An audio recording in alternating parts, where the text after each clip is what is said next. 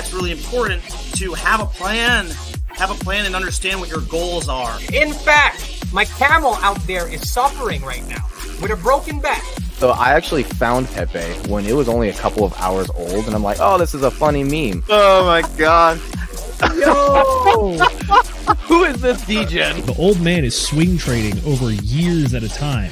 And it's like, that's where the real money is made. The answer is a permanent loss. With single-sided staking, you don't have to worry about impermanent loss. If you're aware, if you're disciplined, you can hone that into further financial growth. Financial freedom, to where you can actually live life and not have to be constantly living paycheck to paycheck. I mean, that's the ultimate goal, more or less, right?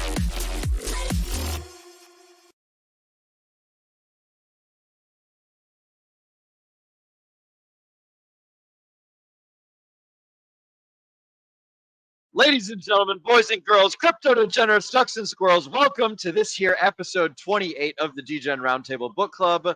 I am Will Stevenson, your host, and we're oh Jesus Christ, and we're going to be covering Anatomy of the State by Murray Rothbard. This book is an outstanding book for anyone who has never read or learned about government or understood how states work, whether it's the state of Illinois, whether it's the state of the U.S. federal government, whether it's the state of a whole bunch of little tribal dudes over in South America or whatever the heck. The state is basically just the political power that embodies a group of people. All right. Yeah, that's essentially what the state is. But enough about that. It's time to introduce my fantastic panel for you guys. We're going to be joined today by Mr. McGettit, Mrs. McGettit, Farmer Jay, and my dear brother Sam. Zenith is out attending to business right now, so he will not be with us for this book club, and that's why we're doing this one right now. We will be covering his book, The Law, later on, exactly 1 week from today. Next Friday, we'll be covering The Law. So that's what we are doing. For the panel, though, I would like for you guys to introduce yourself. For the folks at home who might be seeing you for the very first time, go ahead and give a brief little description of who you are, what you do in the Degen Roundtable, and or the community or whatever, and what is new and exciting with you. Starting off with my good co-host, Mr. Nate McGettit. What's good, bro? What's up? What's up? Yeah, glad to be here. Yeah, I'm Nate McGettit, the Ascending Man. I have a tendency to go to do things in, like, say, projects, on-chain data. I'm a little bit of everything, to tell you the truth. But yeah, you know, making money printers, stuff like that. Because I'm a busy guy and I don't like to sit there and try and trade and watch the charts and things like that. So I tend to put stuff away and keep things looping so that way I can make more and more money. But yeah, this was a really cool and interesting book. It was that it really hits you right away at the beginning, you know, talking about, you know, self-deletion, because that's technically what we, the government, are. You know, I was like, whoa, okay, so they're really going deep into all this stuff. But yeah, looking forward to this. It's gonna be a great discussion. And yeah, I'll go ahead and pass it on over to Farmer Jay. What is going on over there? What is going on? Nothing much. Just looking forward to covering this book. I think, like Nate stated from the very beginning, it's a very short book, but it's I think it pretty much goes over a lot of the concepts that we believe in here, like self-sovereignty and the intrusionness of the government into our lives. But yeah, we'll go over that when we cover the book. Excellent. Thank you for joining us, Farmer Jay and Nate. Mrs. McGettit, what is new and exciting with you? And let's hear your thoughts on the book, if you don't mind. Hello. So for new and exciting, not too much. We went out today, Mr. McGettit and I, to celebrate our anniversary because yesterday was really rainy and just kind of depressing, and we had Soren home, but we got to drop him off with my mom for a sleepover, which is his first ever sleepover with anybody that's not us in 5 years. So that'll be interesting. So far, he's having a great time, according to her, and hopefully that continues and they have a fun night. As for the book, this one went over my head a little bit, in the sense that it seemed like there was a lot of concepts that went by really quickly to me, and from what I did kind of, digest properly, I would say I agreed with him. But I'm really interested to hear what everybody else has to say, because I'm hoping you guys can kind of help break this down a little bit more and make it more, able to stick in my brain and to make more sense and to really, drive home his points so that I can be sure that I'm understanding everything. Excellent. And happy anniversary to both you and Mr. McGettit, by the way. I know that you guys, you had just mentioned you're celebrating your anniversary. I think that you said in your past stream that this is your guys' 11th anniversary. Am I correct? Yes, you are. Hell yeah. Happy anniversary. Shout out to the two of you guys on your super duper magical anniversary day. Pretty easy to remember, the 4th of July. So that's a very, very cool and smart decision. And you guys get fireworks. Very purposeful. Awesome. Hell yeah. And for my last panelist, I have my dear brother, Sam. Sam, how are you doing, my brother? What's new and exciting with you? And can you give the folks at home a brief description of who you are and what you do? Yes, hello, brother. I am doing well. I am the leader of the cult we call Bungalows for Bachelors. I go build stuff and I draw stuff. And if you guys want to learn how to build stuff and draw stuff, then you come hang out with me. And it's over in my school server, which is skool.com/BFB success. That's what I'm about. But this book gave me a little bit of a throwback. I gotta say, like, there's one part in this book where I was like, hey, you know what? The government can manipulate you guys by using science-y words. And it took me back to the good old times where everybody was taking sharp metal objects and poking them in their arms. And it was all about the science, guys. So that's what I'm about here. So I'm looking forward to getting into this. That's what I got. Excellent. Well, I'm going to real quick do a super duper succinct overview and synopsis of what is the anatomy of the state. For the folks at home who have not read the anatomy of the state, the anatomy of the state is a succinct critique of the institution of the state by libertarian economist Murray Rothbard. He argues that the state is inherently a predatory entity that thrives on exploitation and coercion rather than voluntary cooperation. He dismantles the traditional justifications for state power, illustrating how the state functions primarily to benefit a privileged elite at the expense of the general populace. So what that means in peanut Payton terms is the government's a big fucking bully that takes everyone's money and gives it to the people who run the government, which are generally the rich people or a select few of the rich people. It's not to say that all rich people are the government, but you will invariably only have rich people running the government.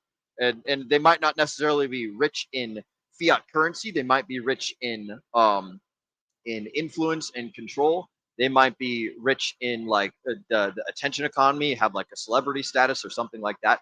But almost invariably, the people who end up in power are people who have lots of power, and generally people who have lots of money have lots of power. So there's a super duper tight correlation between the people that are in the government and I take that back. Rich people aren't necessarily the government, but the government is always rich people, and they just get more and more rich, and they just get more and more wealthy at the expense of the middle and the lower class. So that's essentially what Murray talks about. And then I went ahead and had ChatGPT run through a quick little peanut brain version of like the little sections of the book. So in the introduction, he basically challenges the conventional view of the state as necessary for social order, arguing that the state actually operates through coercion and force. Then he goes on to describe the nature of the state, talking about how it claims a monopoly on legitimate physical force and taxes and regulates the citizens without explicit, implicit, or tacit consent. Then he goes and talks about the origins and the functions of the state, and how basically the state always comes about through conquest and violence, not by people like agreeing and things of that nature. The state's pretty much always come to fruition because people are killing each other. And again, it benefits the ruling class.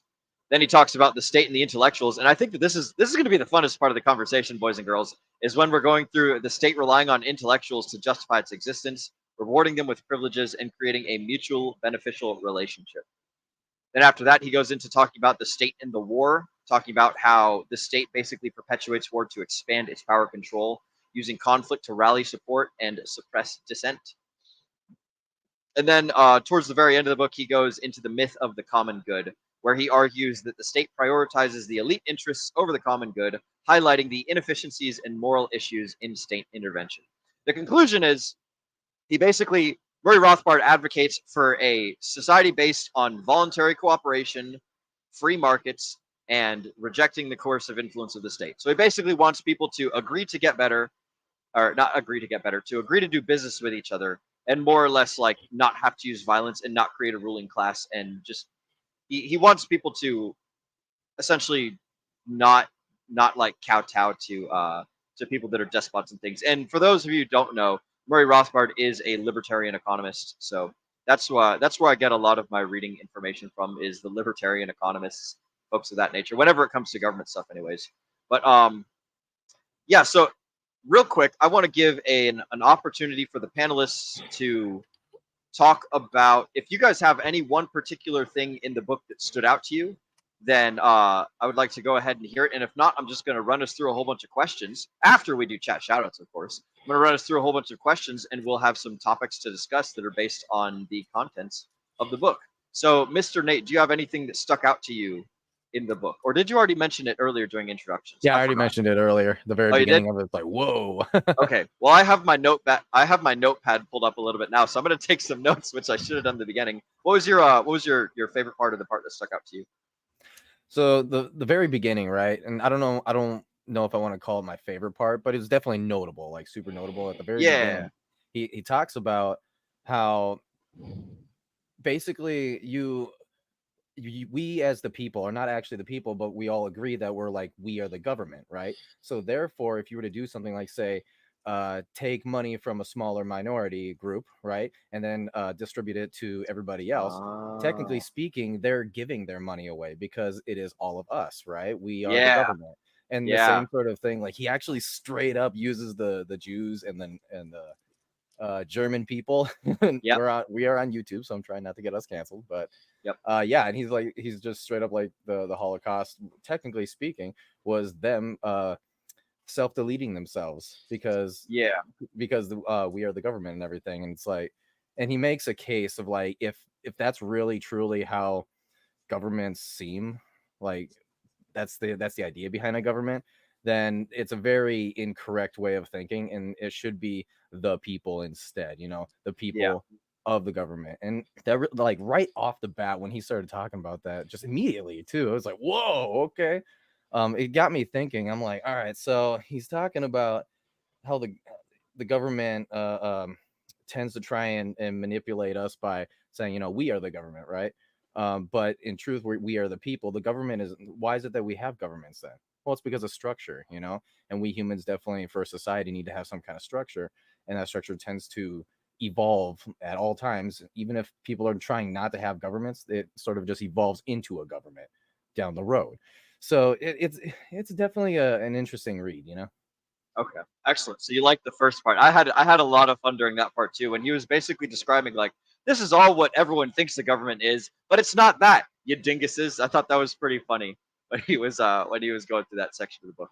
Farmer Jay, did you have anything that stuck out to you crazy? Anything that I should take into consideration when we're focusing on the show? For me personally, I guess I'm gonna say with this, what was it, the state and the intellectuals? Yeah. How they push the idea of the state instead of individuality. And we could see that today in our college campuses across America, where instead of teaching principles that founded this country, is they more like teach compliance to the government nowadays. And I guess the book covers it too, right? That they become a part of the government and they're intertwined with them. Like a lot of these universities, they receive government funding. It's like that institution has become a basically indoctrination camp for the government. Yes.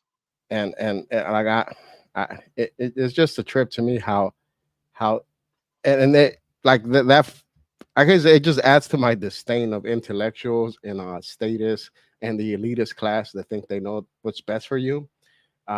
Like I really believe in self-sovereignty and having the ability to make decisions what's best for yourself and your family. Like that should be left up to you. But there's people in this world that believe that they know best for everybody else. And I think that's what these intellectuals have become nowadays, where they believe that they're always right. And like they want to push their ideology on you by force instead of just, if somebody doesn't agree with you, well, you don't have to participate with them. They literally want to push their ideology on you by force. I like the place that you're going with this, Farmer Jane. I actually have what I consider to be a moderately spicy topic of conversation on that note for us to get into later. So I'm stoked for it. Mrs. McGinnis, I was going to say, there was also the thing with the courts, what they have become nowadays, but we'll get to that when we get. That's another interesting topic I found. Okay, I'll write that down as a sub note. Mrs. McGinnis, if I remember correctly, you were interested in basically this book being broken down to be a little bit more digestible, something like that, right? Yeah, kind of. The thing with me is like I listened to the whole thing and we went through it 1.5 times, and Yeah. I'm not entirely sure why, but I just couldn't really like absorb it too much when I was trying to pay attention to it. So I was just hoping to get more details from all of you guys, and what you guys are saying makes total sense already. So yeah, I'm Okay. definitely enjoying listening to you all. Well, cool beans. Excellent. Well, yeah, feel free to chime in whenever if because we're going to be talking about a whole lot of concepts. My brother Sam, was there anything that stood out to you other than the reminder of the jabby jabs and things of that nature as you were going through the book? No, sir. That was the fun topic to me. That was a fun one? Okay, excellent. Well, I have got some good notes, and I will refer to those later because, ladies and gentlemen, boys and girls, crypto degenerates, ducks and squirrels, you already know what time it is.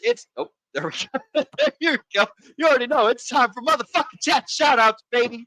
So we're going to go through, and we're going to call out the audience. We're not going to call out the audience. We're going to acknowledge the audience that's here hanging out with us today and having a good time and watching and listening along with us. Whether you guys are catching us live or whether you're listening to us on replay, we appreciate your presence here.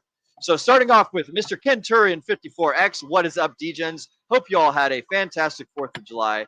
I absolutely had a fantastic 4th of July, Mr. Kenturian 54X, and it sounds like Nate and Mrs. McGettit certainly did as well as they sat inside on the rainy day and things, but we are super stoked that you are wishing us all a 4th of July.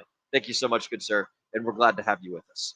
Next up, we got Hex Glenn with the little star. He says, hi, all. Hello, Hex Glenn. Good to see you, brother. Aloha and greetings. And then we got Miss Tam Tam. What is up, fam? What's up, Tam Tam? Glad to see that our #1 Pulse Chain cheerleader #1 crypto cheerleader, pretty much in general, is in the space listening and or watching. So outstanding. Good to have all the folks hanging out with us. Make sure that you guys are liking that smash button. And that is all that I'm going to ask of you today. We're going to go ahead and launch right into our first topic, which, believe it or not, is actually in the beginning of the book. So let me pull up my fantastic note-taking system here, which I have definitely got at the ready. All right, so question number 1. How does Rothbard's definition of the state compare with your own understanding, and do you agree with the characterization? Actually, you know what? That's going to be the question that I'm going to ask. I don't care about Rothbard's definition. I want to know about your guys' thoughts on, do you think that the state is a predatory animal? Do you think that the government is out to get you? Are there any examples, perhaps, where the government has been just nothing but super nice and rainbow flowers, and they're not trying to chase dreams and climb the ladder of success on the backs of the peasants and the middle class? Is the government always a dirty shark coming to bite you guys in the ankles as you're swimming through the water? What are y'all's thoughts? I would say no. I don't think the government is coming after everybody. I think they're coming after those who have the most resources. They're going to want to be efficient with, what they're doing. And if they try to, like, the poorest people are probably getting unemployment, or they're getting welfare, or whatever they're getting. So it's like government's not going to get much from them anyway. So it would make sense to try to go after the people that are, have enough money that they can get something out of them, but they don't have so much money that they're actually smart people and they figured out how to stay out of the government's way and hold on to their money a little bit better, aka middle class. I got a different thought. I got a different thought. Those people that you say receive those government resources, but the government, in my opinion, the government is getting something from them. That's unquestioned compliance. Like these people comply with the government without question, which is it covers it in the book, right? That the government wishes to quell anybody that speaks against them. But the people that are usually receive the help, they will willingly do whatever the government tells them to do for a few shekels, which is to me, that's a very steep price to pay for what they give you and what you give up. It's not worth anywhere near what they give you. That's a good point, Farmer Jay. I would say that in addition to that, they get the political support in addition to the social support. Once you get a whole bunch of people and they've convinced themselves in their mind that they rely on the government and the government's like their benefactor or something, then they're going to act favorably and they're going to spread that that message and that understanding to other people who might not be on either side of the fence. People might be like sitting right there on the edge that haven't decided like, oh, I hate the government or oh, I love the government. They're going to be going out and talking to these people, and just by like interacting with them on the day-to-day basis, they might be converting folks over onto the government side or something like that. So I think that the value that the government, like, they extract money out of, like, that's the thing that they want the most from people, right? They want to extract the money. But then second after the money is they want to extract the power.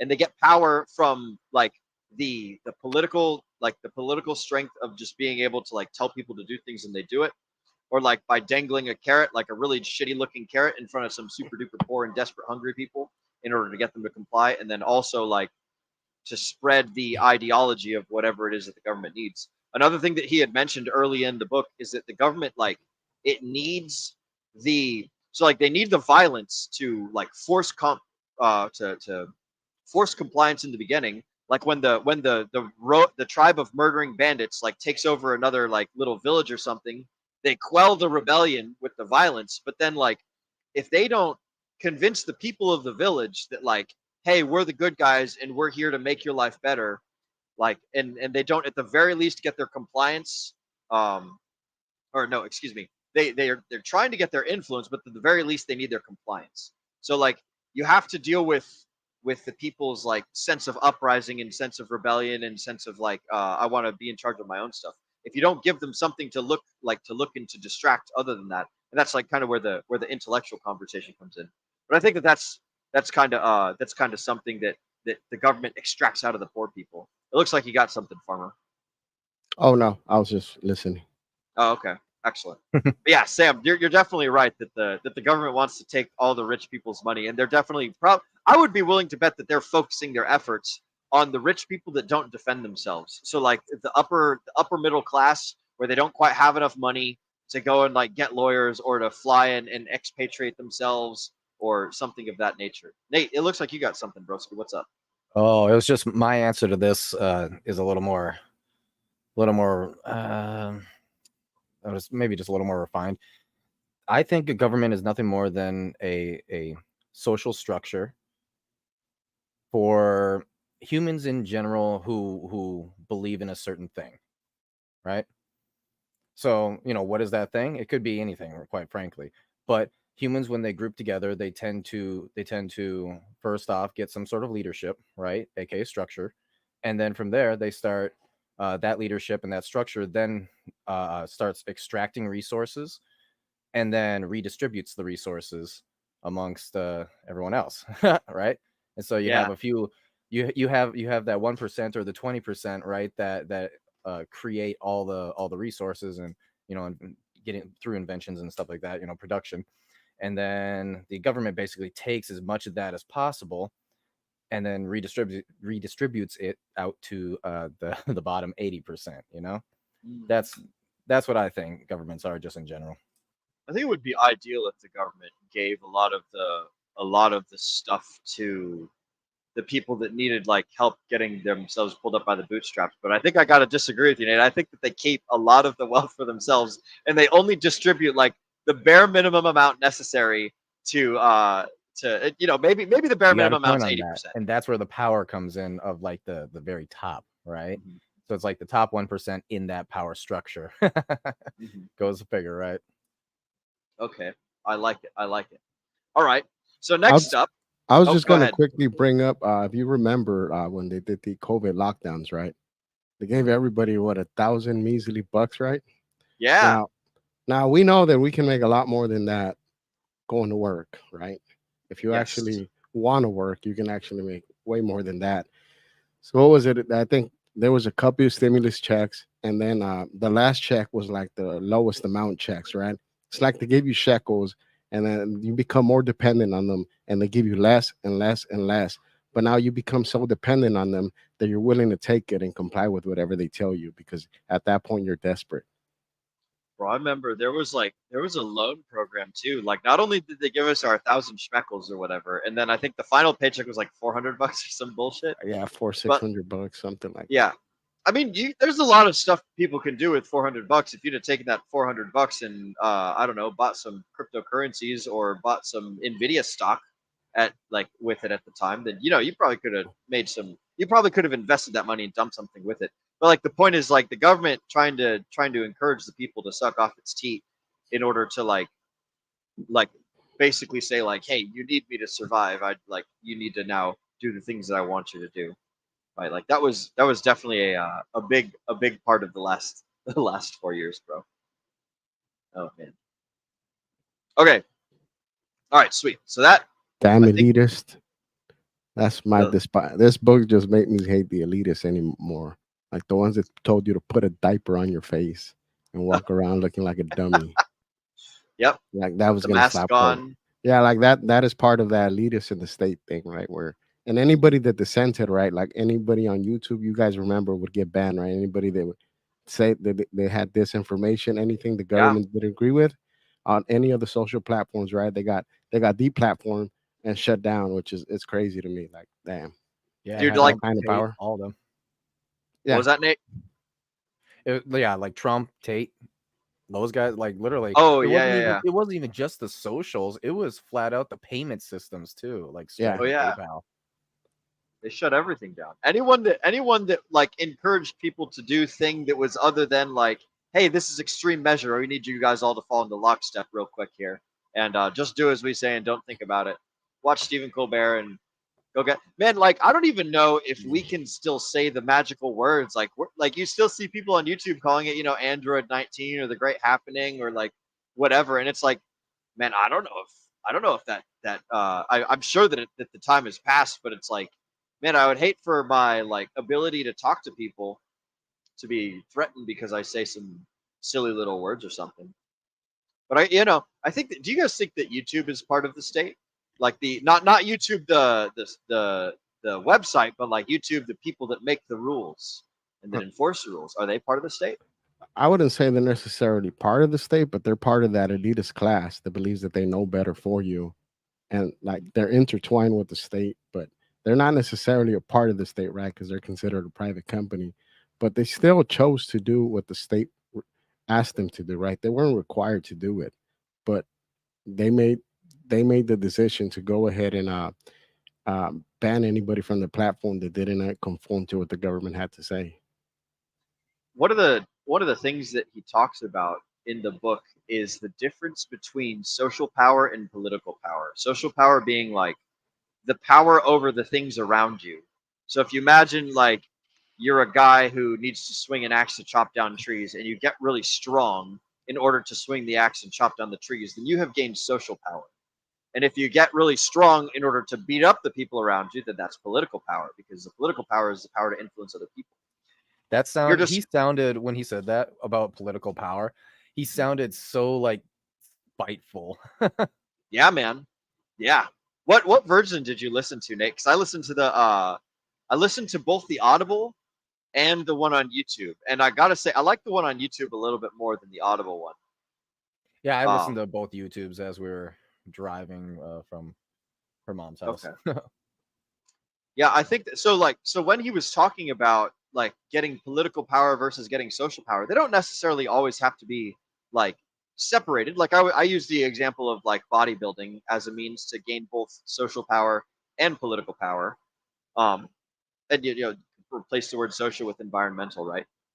But like power just being the means of like with which you can effectively leverage your ability to get your goals accomplished. I think that when we're describing the elites, or like, Farmer Jay, this is I want to toss this question to you actually. When we're using the word elites to describe the people that are higher up in the political system, is there a difference between the elites who have political power and the elites who have social power? Is that something that you had ever given any thought to? Like people who force other people to do things versus people who have just the ability to change their environment. I mean, social power, as in they're influential. Yeah, so political power being like I force people to do things. Social power is I'm able to change my environment, right? One being like more akin to like maybe slavery, and then the other one just being like salesmanship or influence in like a positive in like a positive manner. Like I'm thinking, like here's an example, like Elon Musk, right? Elon Musk probably has a lot of political power, and he probably also has a lot of social power. And I don't see Elon Musk flexing political power very often. Yeah, you know, like if you're a true like powerful person, you shouldn't be flexing your power levels. But like, I want to have a lot of power personally because I'm selfish and I want to get the things that I want done. I want to get those things done, and I figure like at some point there's a line that's crossed where I go from being I'm not an elite person as you had described it earlier into like the hey, I can now force other people to do things that I want because I have money or I have like, you know, a smooth tongue or I have like economic energy Blackmail. or things like that. Is there a line at some point? Because we're all kind of like chasing towards our goal in life, right? Like we can all agree that we're trying to get the things that we want done, like accomplished, and our means to do that is with power. So like at what point is there a point, like do you ever think of like, oh man, I'm starting to become an elite now, I'm starting to become a political person, I'm starting to become a despot or a ruler? Is that something that ever crosses your guys' mind? Being a despot and a ruler, absolutely. Despot might not be the right word, but you I, know, I, like I'll be an absolutely tyrannical ruler if I ever come into power. But I think that's the nature of humans, right? Once you once you come into power, it's we can say we have morals and values, but once you start getting power, I think we see in our system, political system, how that gets corrupted, especially in third world countries. You see when people come into power, how easily they are corrupted by bribes and stuff, like or threats of violence by other people that have power. But I personally think that Elon Musk flexes his power in a different way. yeah. Where when you have that much power, political power is very non-consequential to you. Like you fall under another realm. Like a lot of people don't see what Elon Musk is doing, but he seems like he's crushing his competition in the electrical vehicle business by just slashing prices and making his competitors that were already producing cars at a loss, they have to slash their prices. So I don't know if anybody's seen the Men That Built America series, and it shows how these moguls would these millionaires would, and those that in today's terms they would be billionaires, but how they would have these fights with each other, petty fights of power, and they would demonstrate their power to each other in different ways, whether it be the rail lines or the coal industries or the petroleum business. So I believe he has power in a different way, but I don't think that they're both. You said the social. Social power and political power, yeah. I don't think that for most people there's a distinction from them because people that have social power usually are the ones that end up seeking political power, in my opinion. But I'm not too sure what you're. I know you went through the explanation of social power, but I still don't Yeah, fully so believe I think of it grasp this it. way. Social power is like production power, right? And Something like as that, yeah. producing something, people like you, right? People want to be around you. So you have Ooh. that. So it's like production influence, right? Versus political power is like forceful influence. Taking it away, right? I think. Yeah, Oh yeah, he used. Damn, Nate, good fucking reminder, bro. I'd forgotten about that section of the book where he talks about like basically production necessitates predation. In order for the government, which is a predatory, like I take things, like I don't create stuff. I think other than like the government of the Middle East, like I think Saudi Arabia, I'm pretty sure that oil funds their government, not taxes or something like that. So like other than that one particular instance, pretty much all governments get their power by taking things away from everyone else, as opposed to like by creating something that's valuable. So like in order, so yeah, actually there's a good way to describe it, Farmer J, is power that's focused towards production or power that's focused towards predation, like stealing, you know, like in order for the coyote to like, you know, produce, the coyote has to go and eat the rabbit, which has to eat the grass, right? So like without the rabbit eating the grass, the coyote can't eat. But the rabbit can go around, you know, like rabbit's a bad example, but like imagine that the rabbit also built houses or whatever, right? So this rabbit goes around building houses, and then the coyote is like, I'm gonna eat the rabbit, and then now the coyote has houses. Like the rabbit's going around creating houses and shit. and the coyote is going around eating the rabbits, so that way it can get the house that the rabbit already built. You know what I mean? I suppose that's my question. Do you ever think about like, man, I hope I don't turn into a predator someday, or like I wonder what causes people to turn into predators as opposed to like producers? Like where is the line So, crossed? Farmer, do you understand it now? Like I think that a little bit. I think so, but I think where we draw the line is the ability to do so. Like when you Yeah. have so much political power and you have the ability to do so, what's going to keep you in check? I think we can go. Oh, sorry. Yeah, I was going to say, like in the book, it kind of goes into the judicial system, how the judicial system has changed over time.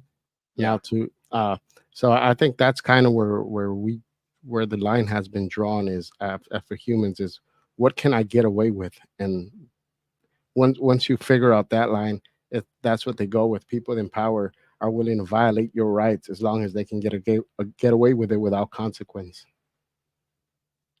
By the way, Paul Sachs, I love your comment there. That was Oh, fantastic. Hang on.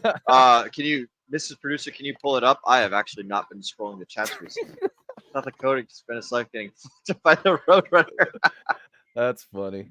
That's the psyops. That's the psyop that Walt Disney's playing on. I'm just kidding. I'm not a conspiracy theorist. I thought the Like, coyote was the guy that crossed you over the border, but I guess we must live in different parts of the country. apparently, okay, I don't want to go on a tangent, but I'm gonna mention this because it bears like it's something that sticks out. One of Arnold Schwarzenegger's first movies is like an analogy of the Roadrunner like versus the Wile E. Coyote, where Arnold Schwarzenegger basically plays the Roadrunner, and like he's saved some damsel in distress, and he's running away from the bad guy, and they're doing all the stuff like painting a bridge on like a brick wall, like that ends like that a road ends or something, or like doing those other shenanigans. There's like a super duper early Arnold Schwarzenegger movie where he's doing the Roadrunner stuff. But Coming back around to the question, yes, though. yeah. Yeah, for me personally, like, when do you have too much power, right? Like when do you hit that, right? I don't think, I mean, what is 1% of $1? What is 1% of $100? What is 1% of $1,000? It's always just kind of going up in a steady line. I think that's the same way that power ultimately works with humans. Where the only thing that we can get more of is either social what's the exact word I'm looking for? It's kind of escaping me for a second, but when people recognize you, right? Popularity, right, with other humans. But then the other thing is going to be more in production, more that you're producing. Now, what is it you're producing? Could be anything, right? But I think the power level is always there, right? As the father and the husband and the head of the household have the power to move my household however I desire it to be moved around, right? Well, the same sort of thing as the president of the United States. The only difference is the size, right? It's an entire country, the number one country in the world versus my family, the number one family in the world, Guys, we're moving the United States over to Mexico. You Just mean kidding. expanding, right? Expanding Mexico's by force. getting bigger. By force. Mrs. McGettit, you have something for this. I'd like to hear your thoughts. Very simple. It's a quote that came to mind for this, and that is that absolute power corrupts absolutely. The more power you have, the more you tend to throw it around, and I guess just kind of think you can do whatever you think you can do at that point. And it's like you either die the hero or live to see yourself become the villain. What's up, Sam?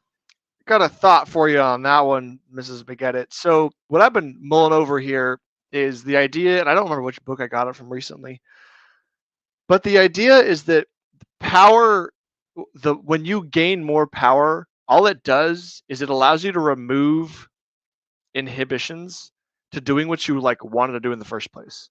So most people cannot do everything they want to do, and they can't even think about all the things they could do because they don't have the option to.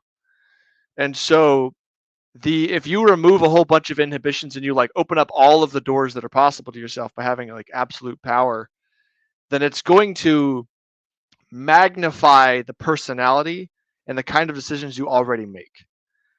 That's what it seems like to me. And so I don't think people become powerful, then they go bad. No, it's this person probably was just kind of already shady on some level, or they had no control on one thing on some level. And so once you gave them the opportunity and the door was opened, they didn't have the control, so they just did it. Right? It's kind of like giving a bunch of magical words to a young boy who doesn't understand women. Give him magic words, and now the women are attracted to him, and now he doesn't know what he's doing. Like, the same problem can happen. It's like, well, you didn't learn your own control in the first place, and so once the door became open to you and you had the option to, well, you just did whatever like seemed like a good idea at the time. So Yep, that's very well said, because it is commonality. I mean, something that we see examples of over and over again in society. That first off, most crimes are a crime of opportunity. Most people are generally good people, but if they see an opportunity to, it's very easy for them to get away with doing something that they shouldn't do. That temptation is always there. No matter who you are, you can be the best person on the planet, and if something just walks right through your door and it's an opportunity to do something bad with no consequences, everyone is tempted by that, whether or not you act on it. I mean, I guess to me that would depend on how many of these opportunities you're presented with. And I think that's kind of where the saying of absolute power corrupts absolutely, because if you have too much power, you have too many of those opportunities. You have it's just always there, and then it eventually becomes something that's like, well, why not? And it's very hard for human nature to resist, just because humans in general are always looking for that opportunity to get further in life and to get something better for themselves, because that's instinct for every animal on this planet, which humans are ultimately animals. So that begs the question, Mrs. McGettit, what is theft really? I mean, come on. What is theft? We talk about that 5-finger discount, scanning the Snickers bar at the Walmart checkout when you got a PS5 behind it, and yeah, is that what you mean? My hand slipped. I paid for something. Oops. It was just at a discount. I know that. Since I'm working there and I wasn't trained to use the machine, I made an honest mistake. It scanned wrong. I wasn't trained on that machine. I feel like you've done this once or twice. No, I hate self-checkout. I hate self-checkout. I still like going to Ralph's and getting my groceries bagged. Feel like going to your friends who are behind the counter, have them accidentally slip. Oops. Well, yeah, because then you don't have the onus of responsibility. Then it's on your buddy, and he's all that he's doing is he's bolstering his reputation. So he's trading the store's value for your goodwill. So it's like, oh, that's an interesting. So it's no longer your fault. Now it's your buddy's fault. So you're kind of an accomplice in this little problem. That's fun. Sam, what do you think when boiled down to first principles, Sam, what do you think is stealing?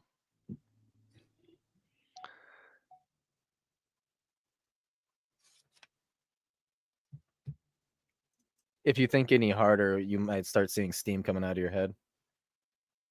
Well, okay, so when I was making a joke, what is theft?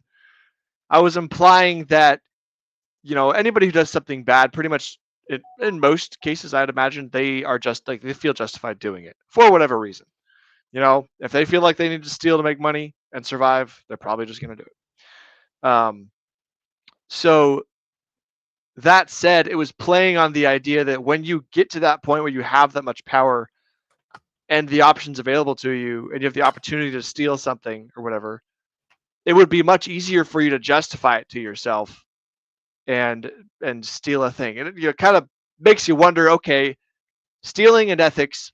If I steal $1 million from Will out of his wallet in, DRT coins, then I take them and I flip them around and do a little, degen play and do a little arbitrage and make him an extra 20%. And then I give it all back to him. Did I really steal it? Right? It sounds like, well, Will didn't give me his permission. He did not will this thing to happen with the thing that was his, even though it's not really his. If I've got access to it, it's mine too. #crypto. But you're just temporarily borrowing it. Yeah. Right? And I took the other 80% extra that I made. He can have the 20%, but yeah. That does sound like government minus the part where it gives it back to you. That's called a tax return. Yeah. That's right. So that's like an example of you being like, I know what's good for you better than you do, so I'm going to take your things and I'm going to use them to interact with the world, and then I'm going to give them back to you profitably. So essentially, I'm the adult and you're the child, and I'm taking care of you now, and yada yada yada. That's how I foresee. That's how I like kind of boil that little example down. But I like that. That's funny. It's I do have a question though, since you brought up the government and taxes. Has anybody ever thought about and considered what exactly the IRS, because I'm sure it's written in the code, I'm sure they have rules they follow. If you don't give your money, let's say you're running a business, you don't pay your estimated taxes, you just pay your taxes due at the end of the year. So let's say, you're going to sort of not follow the law, but you're going to follow the law that you're going to eventually give them the money. All you're doing is delaying the time value of money thing from their end. So there's going to be a fee for that. So has anybody analyzed, well, what's their fee versus what could I have made if I just held on to the money myself and just pay the damn fee? Like if they fee me every year, I don't care. Is there put me in jail? Maybe after 5 years, who knows? Yeah, I would assume they would do that because remember, daddy government doesn't like not having its resources. It needs to illegally extract it from you. Otherwise, they will show up on your doorstep with guns.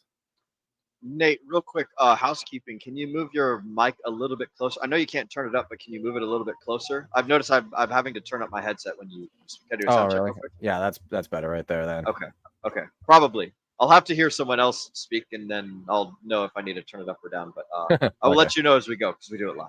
F the government. How? Radio check.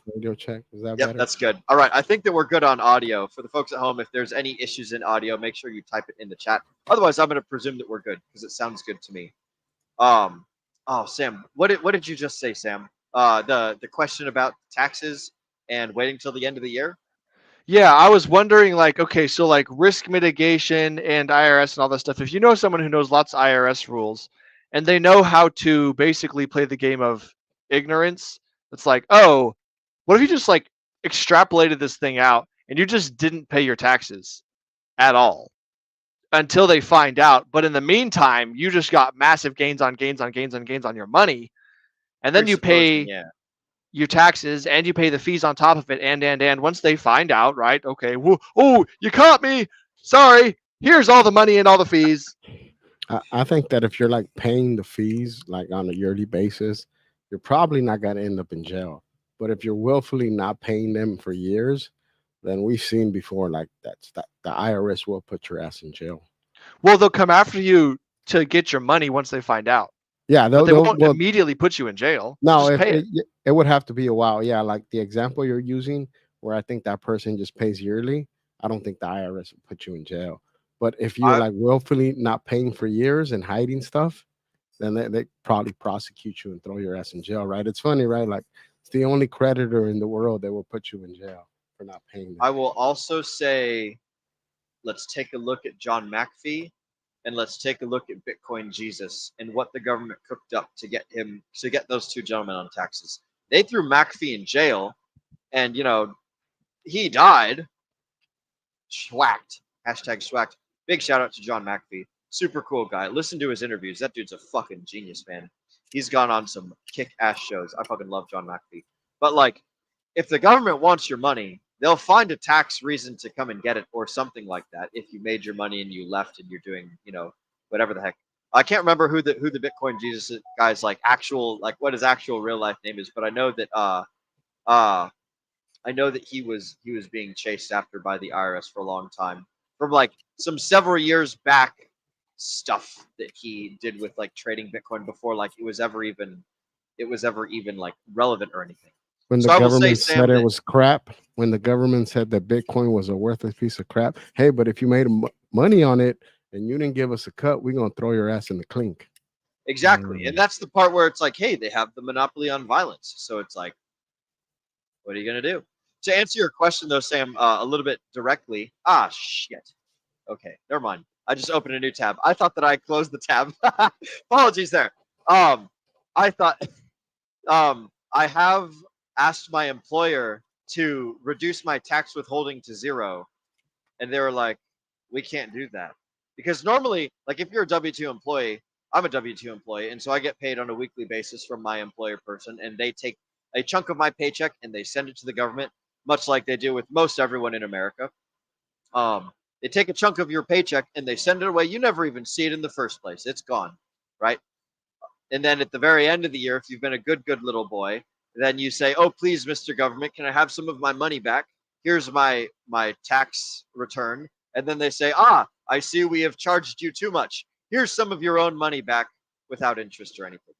In an ideal world, what you should realistically be doing is talking to your employer and fudging those numbers to where you're paying only the bare minimum and you don't get a return at the end of the year, because then you can use that money to go and do better things like you were describing earlier, Sam. But Yeah, basically net zeroing that out, right? That you yeah, just net pay zeroing exact. is the ideal scenario, but I have pursued trying to have my employer not pay any, You like can go not exempt. submit any money. Yeah, you can go Yeah, exempt. It's called going exempt. yeah. Well, the one that I was working for, they didn't allow it, and I was like, oh, fiddlesticks. So this is something I might have to pursue with your No, help here in they the do future. allow, like, it's right on the, what is it, that form, the W6 you fill out, or W4? W4 when you get hired. Yeah, yeah, you can go exempt on that. There's Huh. actually instructions on the sheet that tells you what you need to write in to go exempt. Because I Well, know, sure. like, a lot of guys in the trade, when they work those OT jobs, they like to go exempt. I don't recommend it, because then you're gonna end up a boatload of money to the IRS. And the Yeah. IRS is gonna get their money. Yep. This is true. One of those It- big things about working overtime is that those extra hours sometimes have a tendency to bump you up into the next tax bracket.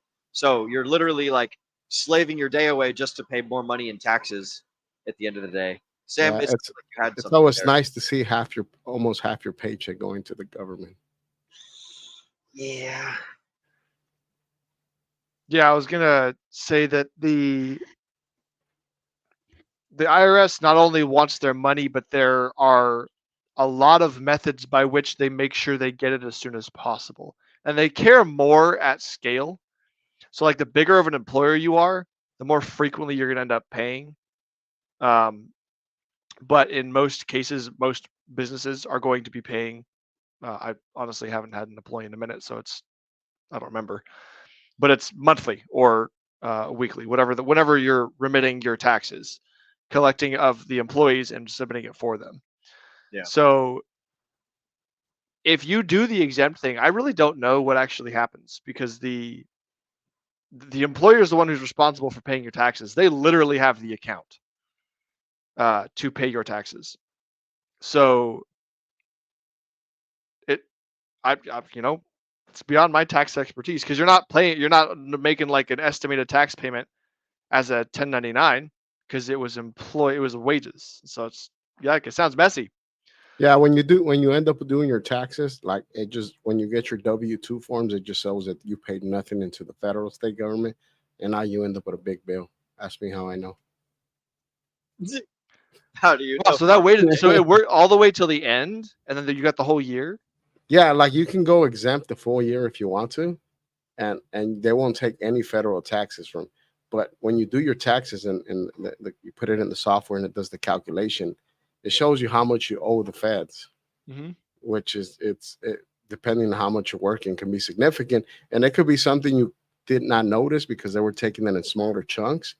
But when you've been working a lot and you haven't paid anything, you get a big bill at the end of the year. So you better try to find deductions or whatever you can do. Yeah. Adopt some children somewhere.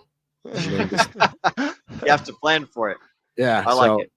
So yeah, that, because I've seen plenty of people do that. Like, they go exempt for a long time, and then at the end of the year, or at the beginning of the year, when they get all their forms and stuff and they do their taxes, they have a pretty big federal income tax bill. I'm going to do a quick little transition. I noticed that our good friend Kenturian54X has just posted in the chats an idea, a DRT episode on how to beat the IRS would-be fire. Well, fortunately for you, Mr. Kenturian54X, my mother was on stream. We covered both my mother's book, How to Avoid Trouble with the IRS, and we interviewed my mother on this channel. I believe that it was back in November or October, sometime around that time frame. So if you scroll back up through the DGen Roundtable Live, you'll eventually see one that says "How to Avoid Trouble with the IRS" with Christine Stevenson, and that's when we both interviewed my mother and we covered her book. So there's 2 episodes from the DGen Roundtable that covers IRS troubles and how to avoid them, and some general concepts for mostly self-employed business owners and things of that nature, and indie contractor gig workers and things like that. But yeah, we covered a lot of that stuff in the past, and I would be happy to drop you a link at some point. But I gotta not be basically running a show where my mind's all over the place. And speaking of my mind being all over the place, and since we're already shouting the chats out a little bit, we're gonna do a little bit more of that fantastic, fancy, fun, and free chat fucking shoutouts, baby. So, Mrs. Producer, if you would be so kind as to pull up the first starred chat from our good friend Paul Sachs. I thought the coyote spent its life getting fucked up by the Roadrunner. Damn, Looney Tunes documentary was way off. Nope, that's basically what happens. Is the coyote gets fucked up by the Roadrunner. I think this was back in reference to me talking about the coyote eating the rabbit. You know, coyotes will eat lots of things, and Roadrunners will fuck up coyotes. Maybe it's this giant game of rock paper scissors where coyote beats rabbit, rabbit beats Roadrunner, and Roadrunner beats coyote, or something along those lines. Somebody should start up a new little rock paper scissors game. Next up, we've got Moonpilled Rational Optics shouting out the chats. What's up, D-Gens? It's good to see you too, Mr. Moonpilled Rational Optics. Always glad to have you chilling in the chats and hanging out, having a good time. Oh man. So yes, that's man, we took quite a turn away from the state topics into the taxes topics. And before we leave this topic, I want to say that Tom Wheelwright and oh shoot, there was another one that Robert Kiyosaki talks about that I can't remember, but I know that Tom Wheelwright, he is a big tax law aficionado that can help you guys understand how to better do your taxes, so that way you can keep the majority of your money and not send it off to a predatory government, so that way they can eat all the rabbits. And don't be a W-2 employee is the best way. That's the first and foremost thing, is finding a way to break out of the employee mindset and things. You need to become an asset owner. Oh, excuse me. You need to become an asset owner. Yep, a crypto buyer or a business owner, because the biggest way that you pay taxes is sales tax and income tax. Income tax beats the rest of those things. So I think we went into the rant about the IRS because I think that's what most of us despise of the government, is the stealing of our money. Yeah, that's basically it, man. The government can't exist. Like, so one, they steal the money that you earn, and 2, they print the money that they don't steal. But the thing is, steals your value. They can live without our money because they just print money. Oh yeah, absolutely. I don't disagree with you at all. They print the money, and that steals the value. I think it's intentionally done to keep the working class down. Yep. Keep you working, like long term. Like they want you to be a slave, and like that's all we are. We're wage slaves for the most part, right? Until you can earn enough to buy your way out of it, right? Yep. Like if you're a wage slave, you got to work and stuff, and you're able to work your way out of it. Same thing with having a small business. You're constantly working and you're trying to get out of that rut, right? But at some point through hard work, you hope that you're able to escape that, right? But I guess time will tell. Wouldn't it be a lot easier? Wouldn't it be better for a government to run kind of like a business, where it produces using the resources that the landmass has, right? And then with the items that they produce, then you export them, and then that right there is the revenue of your country, right? Unfortunately, the people that seek these positions in governments and are put in these places are just some of the most inept dumbasses. Like, they would not survive in any other industry but government. Like for some reason, these people are just drawn to government. The people that are absolutely the worst at doing anything, they always end up in these positions of power, trying to tell you how to live life or how to do things that they've never done or could never accomplish in their life. Yeah, absolutely. Sam, I have a question from the audience that I'm going to toss over your way, and this is from Kenturian54X. Mrs. Producer, if you wouldn't mind pulling up his most recent question. If you own a business, do you W-2 yourself if you are under 50K. Sam, do you have any thoughts on this? And of course, remember, guys, this is not financial advice. This is just some assholes on the internet talking about their feelings and their experiences and things. So, Yeah, we Contrarian, eat crayons. We eat crayons. make We sure are not here that for you do your due financial. diligence outside of this. But Sam, what are your thoughts on Mr. Contrarian's question? Yes, my friend, you will only be an employee if you are an employee of a different legal entity. So W-2 means you are an employee, and not W-2. Any other income aside from W-2 would be self-employed.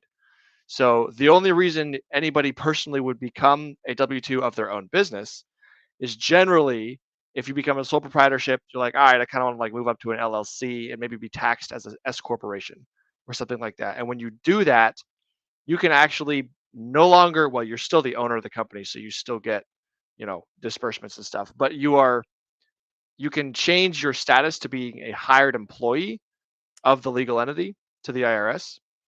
And that is when you will actually have your own W-4 and W-2, and the IRS considers your company to be different than you. Well, sorry, that's confusing. For tax purposes, it's the same, but it gets a little messier.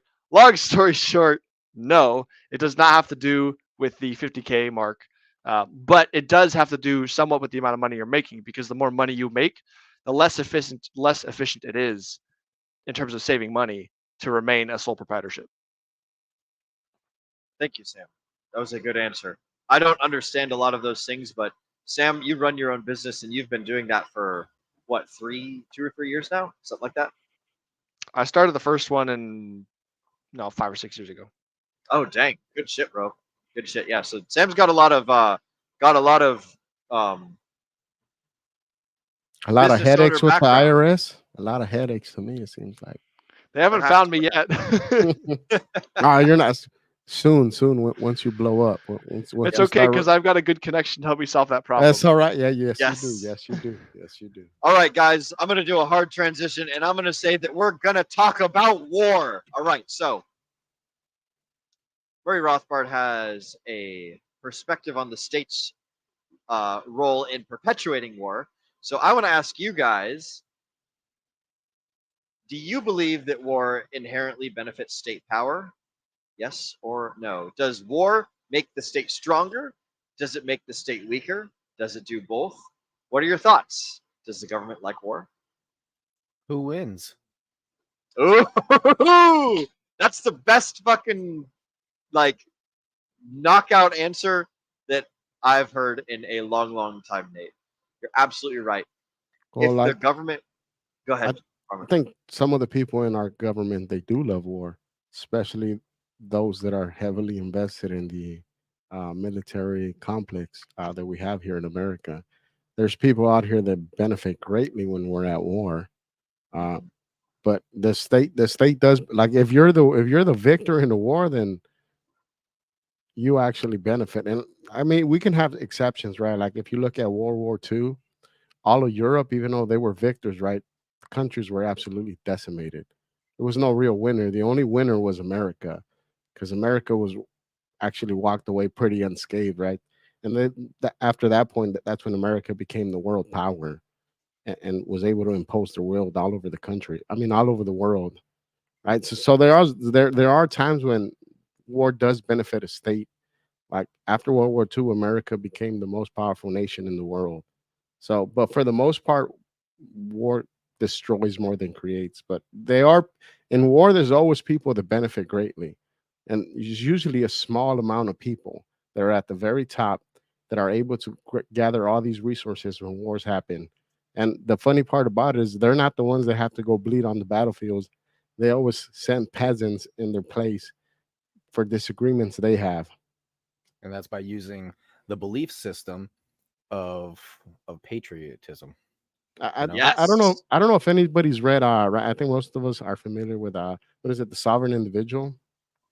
And it goes through it in that book as well as in how battles were fought throughout history through lords and being of, like, it was never the people in charge that had these ideologies that were fight. It was always people that below them, the serfs, whether it be slaves or people they hired to go fight for them. I think this book kind of goes over that as well. that it's never the people that start these wars that actually have any consequences happen to them. I will say, Farmer Jay, there's a clip that I heard Tristan Tate talking about a long time ago, where somebody asked him who his favorite world leader was, and his answer was Alfred the First of Belgium. I want to say. Let me double check my notes. Yep, Alfred the First of Belgium. And the reason that Alfred the First of Belgium is the favorite world leader of this gentleman is because he was the last like emperor slash king slash noble guy. I don't remember if he was a prince or a king at the time, but he was the last one to literally lead the charges like in wartime. He was out there on the front lines during World War I with his troops, and they would he would literally charge the fucking the enemy positions with them. So fucking To be Alfred the fair, First. though, things are different nowadays, right? Oh, yeah. So this is something that I did want to mention, Farmer, is that the kinetic wars of 100 years ago in World War One was kind of that transition period where you went from an actual war, people killing each other and everything, but not necessarily everything was getting absolutely decimated, to transitioning into industrial warfare and killing on an industrial level, right? And destruction on an industrial level. So like when you hit World War II, it was no longer about swords and horses, right?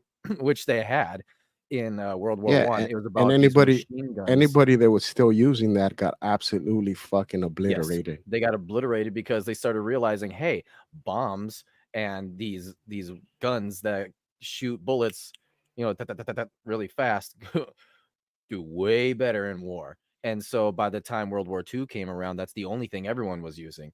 And we saw the destructive power that that China and all of Europe, like we saw that destruction. And that's also when we started. That's also when we created the atom bomb, which then all throughout the Cold War was, hey, are we going to blow everything up? Yeah, Yep. are we actually going to blow everything up right now? And yeah, so I think war has changed a little bit in that manner, because we as human beings are now forced to think about the idea of like we can actually end our species, right? War used to be nothing more than simply taking other people's land, resources, whatever it is, right? And that would be state versus state there. It's different nowadays though, because we could do that, but unfortunately our stuff is way too destructive, so we can't just outright say I don't agree with the state of Russia, so therefore we are going to force them to be more like what we think they should be. We can't do that anymore. And so that's why the political state power tries their hardest to sort of come to an agreement, like agree to disagree type of deal. Nate, you left out one of the most powerful weapons brought about in World War II, right? The commercial size ovens. Wait, commercial size what? Jesus Christ! The ovens. Very Oh deadly. my god! Oh god! Oh boy! There's a whole museum here close by. It's dedicated Oh to my that. But god! yeah, I did not see that one coming. God damn it, Sam!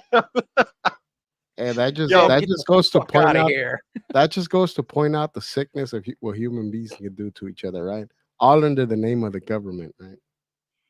all in the name of whatever magical spells you can cast on your populace. Ooh, this is a good transition into the intellectuals talk. I wanna dwell on war for just a moment longer, and I posted the quote that they had mentioned in the book, that war is the health of the state, and that was Randolph Bourne who had said that. I will say that countries that don't go to war don't get to inflict their will on other countries. And that's the ultimate goal of war. That's the ultimate objective of war. Whether you're a private down in the trenches, whether you're a lieutenant commanding a platoon, or whether you're a general or you're an entire fucking country, the object of war is to impose your will on other people without their with or without their consent. You want to make the thing that you want done to be the thing that is done. And if they're in your way, then you kill them and shit, or you take them out, or whatever the heck the thing is. I would say that a lot of things in life boil down to either one of two choices. You've got war, you've got friendship, right? War and friendship. War is like imposing your will on someone else, and friendship is you going alongside someone, helping them accomplish their goals. One is my goals will be accomplished, to your detriment, and the other one is I'm going to help you accomplish your goals, and we'll move forward.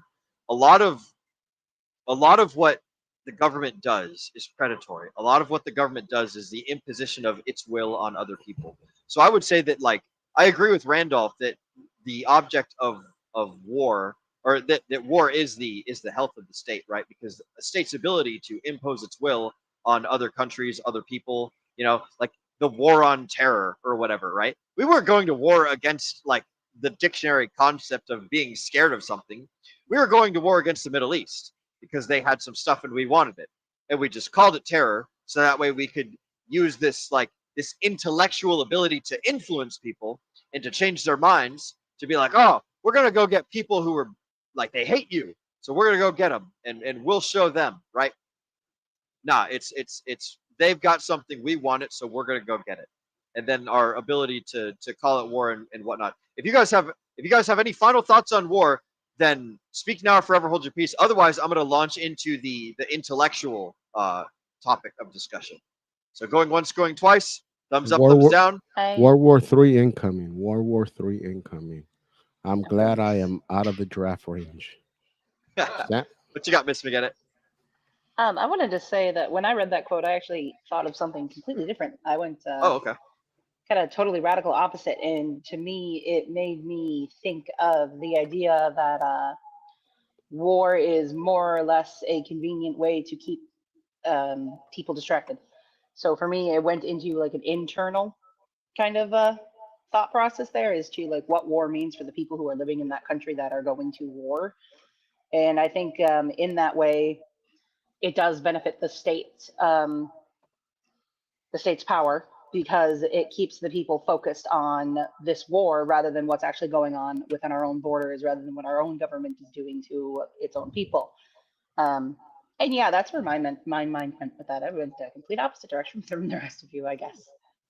I could see it as a health bar. Think about it this way, right? So how close, kind of like one of those health bar type things, like how close is a country or a state to having their people revolt against them? Well, if you go to war, what are the people? Are the people mad? Is it Vietnam, or is it mad World at War other II? guy? Yeah, or World War II. In World War II, that was the highest amount of patriotism that you would ever seen in history. Everybody was do your part, whereas Vietnam was like fuck off. No. Yep. Oh no, communism. Who cares what they're doing in their other soil? That's their business. I just have one quick question. What's a bigger threat to you? The people that live halfway across the world, or your own government that's fully armed and surveilling you and listening to you at all times? I am not. I am no harm to anybody. Birds aren't real. Birds aren't And real. birds are not real. No, I wish to be left alone. That's exactly what I'm getting at, Farmer. Is it's to me the idea, at least especially recently, from what I have very limited knowledge and experience with war. It feels like a lot of it is more of a distraction to keep the people inside of the borders focused outwards, instead of internalizing all of our problems and looking at our own, leaders and being, questioning them, and then therefore eventually coming around to revolutionary war within ourselves. They're just trying to keep us from doing all that stuff. Yeah, which I think leads into the intellectual conversation we're wanting to have with the intellectuals. Actually do a pretty good job of people that have opposing views here in this country. We just, instead of taking action, all we do is sit and bitch and bicker at each other, instead of actually pointing at the people that are actually the ones screwing us over, which are the people at the very top. Like the people at the top, like even though they disagree on TV, they all go to lunch together after and dinners, and they're all in the same social circles. They might disagree for the cameras and stuff, but that's not really how they see each other. Like they're just one big collective of people that are in charge, and they have people that vote for them, and they all have their individual groups, so they all seem to cater to them in public, but in private, all these people get along and they all shake hands and they all kiss each other's asses, in my opinion. Yeah, bro. C-SPAN, that channel that covers the government. It's just C-SPAN, the branding. channel that covers the government. They're just another reality TV show, man. Like, oh, look at that, Nancy Pelosi's getting angry at Chuck Schumer, or oh, look at that, AOC is yelling at Tulsi Gabbard, or whatever the heck. It's all just more drama and indignance. It's all designed to tell a story. It's all designed to influence people. It's all designed as part of like the intellectual class. Now, I will say, I went a little bit of a different route in the intellectuals thing. So one of the things that Murray Rothbard talks about specifically regarding the intellectuals is that he says that the state relies on the intellectuals to justify the state's existence and actions, and the intellectuals in turn then get special privileges and support from the state, creating this like symbiotic parasitic relationship thing where the state needs the intellectuals in order to like hypnotize the masses. Like it used to be just raw intelligence. It used to just be good information. It used to be the universities and the schools and the corporate press, or well, the intellectual side of the corporate press. Nowadays, and this is my theory here, is the intellectual, like what Murray uses in his description of this book, which I believe was written in the 1980s, back when like the universities like meant a whole lot more than they do now. But I think you could replace the word intellectuals with influencers, whether they're the Young Turks, whether it's Tim Pool, whether it's Fox News, CNN, whether when it's somebody who influence the masses, who has a voice and can talk to the most people and get them to do the thing and agree with the state or not agree with the state. And it's not even necessarily like what they're saying, it's the things that they show you, right? Like CNN doesn't like they report on a lot of stories and they are biased, but they don't like outwardly say their biases. They just report on things. They tell you factual things, but they carefully pick and choose the things that they report on in order to elicit a certain emotion and a certain reaction out of people, right? Like if they want you to hate cops, then they're going to tell you a lot of stories of like factual things of cops going out and doing some shitty things to people. They're not going to tell you all the wonderful stories of cops like saving people's lives, or like, stopping some domestic terrorism, or like doing this, that, or the other thing. They're going to give you like a twisted view of not twisted. They're going to show you only specific things in order to lead you down certain particular tracks of thought. What have you got, Mrs. McGinnis? I just wanted to add to that really quick. I think that's basically the concept of lying by omission. Yeah. Yep. Exactly. They, and it's like, if I tell you a whole bunch of stories about sandcastles, it's going to get you thinking about sandcastles. And if I focus on sandcastles for a long time, eventually, if you just keep watching me, then like you're going to start thinking about sandcastles and you're going to love sandcastles, and sandcastles is going to be your life. Now I have to make the sandcastle talk interesting to you in order to get you to continue listening. So like maybe I show you like images of kids kicking over other people's sandcastles, or occasionally I'll show you like, wow, look at this kick-ass, awesome, super huge sandcastle that somebody made. But if I just I have another example yeah. of that. Like in Southern California, right, we have a lot of wildfires. Yeah. It would always be on TV, right? And I would always be watching it on the news. Like that's how they would play. But I stopped watching the news like 4 or 5 years ago, like network TV. And I'm like, what the hell do I care about the wildfires? They're nowhere near me. Yeah. But that's how they would play, and that's how you think about, right? I don't care about the wildfires. I live in the city, not near the brush. So to me, it doesn't affect me at all. The only effect it does is whenever it burns really hard, there's the air quality problem. But other than that, I'm not worried about a rolling fire coming to where I live. But like it's another example, like you said, if you talk about, all they do is talk about wildfires about 12 hours a day. So that's all you're thinking about. But I don't care. I didn't care until they kind of just they kept driving that into my brain, right? And that's how I would think about. But once I stopped watching the news, I know there's wildfires, but I don't care anymore. They're not. It doesn't affect you. Yeah. Well, what does that have to do with the price of tea in China? Exactly. Yeah, it's like it doesn't. It makes no affect difference. Me. Yeah, bro. You've only got like 30,000 days of life, and you can only think for 24 hours each one of those days. Realistically, you can't think a whole lot while you're sleeping. Yeah. So let's cut a third off of that, right? Yeah. So it's like the more time you spend thinking about shit that doesn't make a difference in your life, the more of like your time you're burning through, and your thought power, your energies, your literal calories, right? Your taking resources and you're throwing them down the drain on a thing that's not going to make a difference in your life. So like thinking about stuff that's important is way higher leverage activity than thinking about things that are just like, willy-nilly ain't going to make a difference in your life. I agree with you 110% there, Farmer. I started when I started my cryptocurrency journey, I basically stopped listening to the news. I started crypto because like one of my news guys was talking about it, and news was just the thing that I listened to back in the day. I learned a lot about government, and I'm glad that I did it. But like, man, like once I changed my mindset from like learning about things that doesn't affect my life at all to learning about stuff that like has the ability to change my life the most more than anything, like that's fucking crazy different. So I don't listen to news at all anymore. The only news that I get is from my boss's radio when he tells me like the things that are playing on the radio in his truck as he's telling us what to do next up in the tower. What you got, bro? Speaking of things that actually matter when it comes to the government, like local elections matter way more than a national election. Yet people pay less attention to their local elections than anything else. Like who runs your school boards, who runs your city council, and it's usually these horrible people, but people just don't care. So all you need is a minority of people to get these people in, and they have way more effect on your life than anything else does. Like locally, your elections matter more, but people don't care. Like that's not something that's really pushed a lot. We always look at things in the national level. Is Trump going to win? Is Biden going to win? Instead of looking locally to where we live. That's one of the things I love the most about New Hampshire, bro. Whenever I go up there and visit, like everyone's super duper focused on the local area, and like nobody gives a shit about the federal news.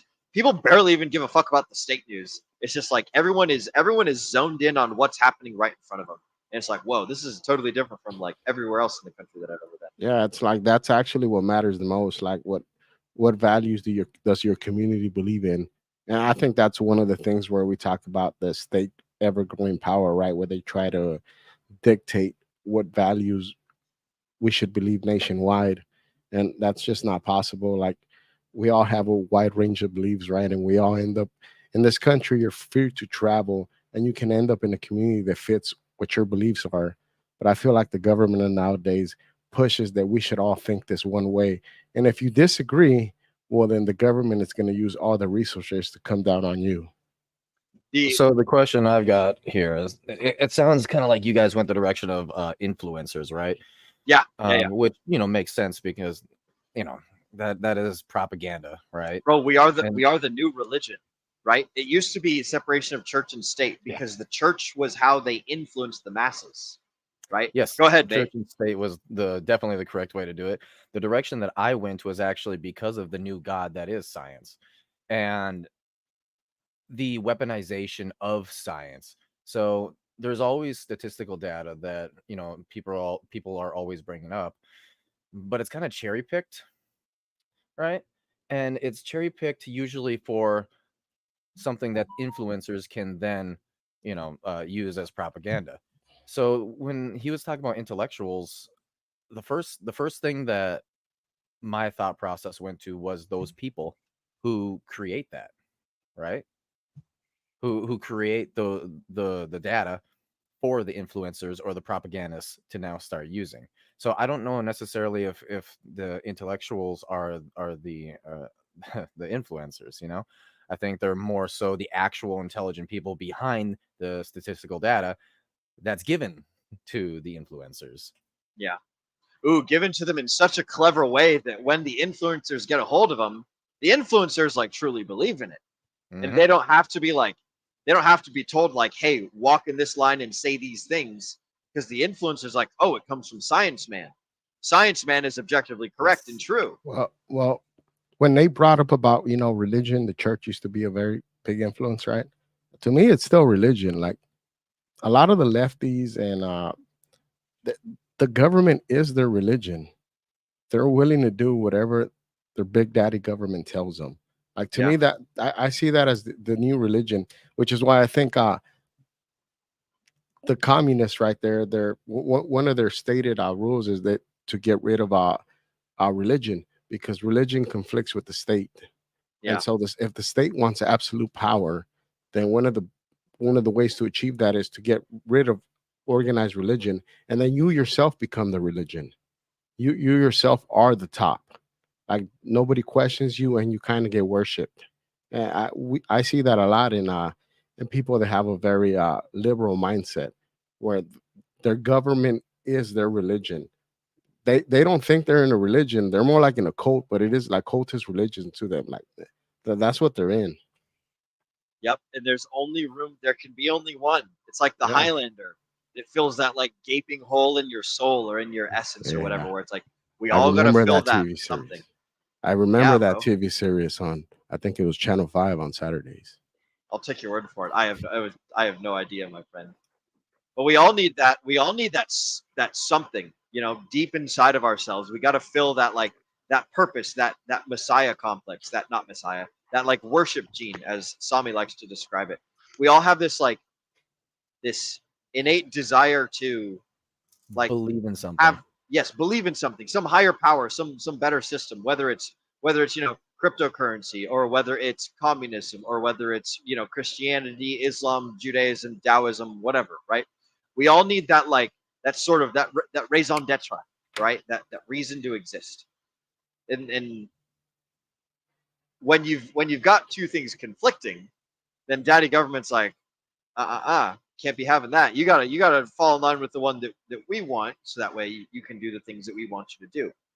And if you're out here listening to people that are like, like Alex Jones or Andrew Tate or Donald Trump or Elon Musk, or someone that's telling you to like, hey, don't live inside of this colored little box that they've created for you. Think for yourself. Be a free individual. When you have people like that, the state or the elite or the political, like whatever you want to call the group of people that are in charge of things, right? Because what's in a name, right? Whenever that group of people is like, oh, there's a person challenging our authority by getting other people to attempt to think freely, then they're like, oh, we got to shut those people down. We got to shut down those influencers that are, changing 20, 50, 70,000 minds, 100,000 minds, right? We can't be competing with folks like this. And this is something that I think of when I like harken back to like who are the people that I should be listening to? Should I listen to people that tell me to fall lockstep in line with what they're doing, or should I listen to people who like encourage me to think freely, who like maybe perhaps have a sacrifice for freedom of movement, or have a sacrifice for freedom of speech?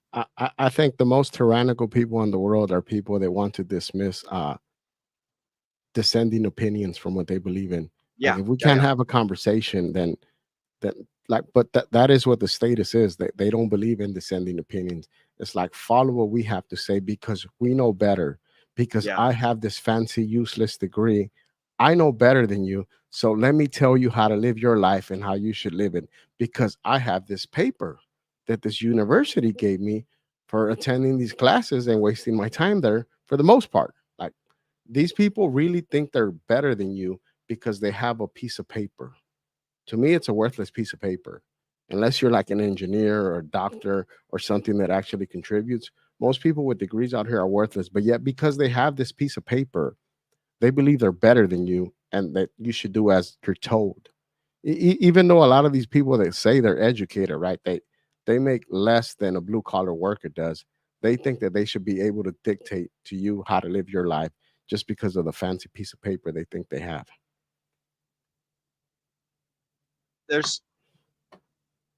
I think it goes beyond the piece of paper, though. I think that the piece of paper is just like, it's the physical tokenized like symbol of like, hey, I'm part of the group of cool people that knows better than you, right? Like you take that piece of paper away, they'll still act like an aloof idiot, That's what you're driving at, Farmer? Is like they've got this like this idea of supremacy because they did some like, and to me, like I find those people as repulsive. Like I find them as garbage human beings. People that think that because they have that piece of paper, that degree, that status, that it makes them better than other people. Yet these are the same people that want you to forgive their loans for going to school because they can't pay them off. But they're supposed to be better than you. I'm like, you can't even figure out how to pay off the loans you took out. Yet I'm supposed to take advice from you? No. just like in COVID, some of these healthcare experts, right? Like that in LA County, we had the Skeletor looking bitch that was the head of the LA County Health. I'm like, I'm not listening to you. You look like you're about to die. You're the exact opposite of health. And you look at a lot with these health directors across the country. They're fat, obese, sickly looking, and I'm supposed to take advice from you? Hell no.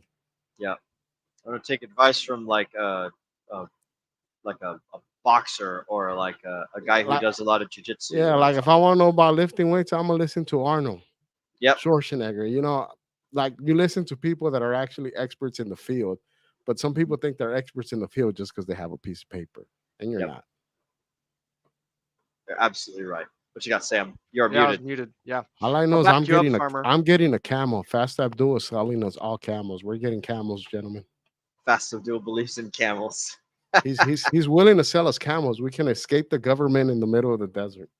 Shout out to our good friend Fast Abdul and his camel clan. I still have no idea what it is, but it's a cool little meme culture, so I'm all about it. I have a question for you. Oh, go ahead, Miss Forget It. Oh, very quick. Sorry. I just want to say it would be a very slow escape on camels, farmer. I'm not sure if I would be down for that And one. they're never Camels gonna are find big. us. Camels Yeah, are very big, and they move quickly when they want to. They they run. won't They run find kind us. of funny. They'll run out of Um. gas before they can get to us. All right, guys. Transition time. Or well, actually, it's not really a transition, but I'm going to reel us back into the topic of conversation on the intellectuals and things. So one of the things that I typed up into the Degen Roundtable Book Club is like I was thinking of like there's influencers that are given like the hominis dominus, like these are the guys that the state trusts, right? Well, I'll use CNN as an example, right? CNN was the puppet arm of the government for a good long time, or at least of the like the ruling elites, the swamp, the Washington, whatever you want to call that terrible place. Something to think about. There's a level of information that the state wants people to have. I would say that the state probably does not want people to have information regarding financial sovereignty, physical fitness, and personal betterment and stuff. I think the state wants people to have information of like, oh, suck on the state's teeth, and rely on the government for your every want and need, and daddy government will take care of you. So I got to thinking like, here we are in the Degen Roundtable. A big thing that we promote is basically all the stuff that's antithetical to government. So I wonder like right now we're a small fish in a big ocean, right? We've got a nice cool ass family. Like it hasn't scaled up to the point where we've got hundreds of thousands of people or whatever. But like kind of extrapolated outwards past us. Like, do you guys think that at some point cryptocurrency channels or channels of similar nature to ours, you can call like red pill manosphere stuff like Fresh and Fit, or like dollar cost crypto and Miguel, or like crypto banter with Ran, or like other shows like that? Do you think that shows will start getting silenced or oppressed or negative activity formulated our way from government agencies? I mean, Well, right now, obviously, we're a small fish in a big ocean, so we have yeah, nothing to I worry think about for the time being. I think right the government came out with a list of dangerous, like, or what they consider cautionary influencers, which is some of the red pill guys. Yep. I don't know if you guys saw that right not too long ago. So there's been a file for a very long time, and Yep. if we follow some of these groups, we're probably in those files. Yep. And I think that at this point they haven't, like, the platforms did, like, right before COVID, the red pill space on YouTube, like, so many guys would get deplatformed. It wasn't until after COVID that so much people were at home that a lot of this red pill stuff blew up, and YouTube actually pushed it. So everybody that came in new they were pushed heavily, right? Everybody that came before them were shut down. There's a lot of people that had channels shut down before that, Ah, like the Sandman Joker, like Coach Rick. the great cleanse, where they Yes. get rid of all the old people and they prop up all these new guys that don't know No, what shit, right? it was just because, like, Actually, they changed their algorithm after that because so many people were at home. But yeah, there was like whenever w- we we basically have an opinion that is dissenting from what the normal media preaches, right?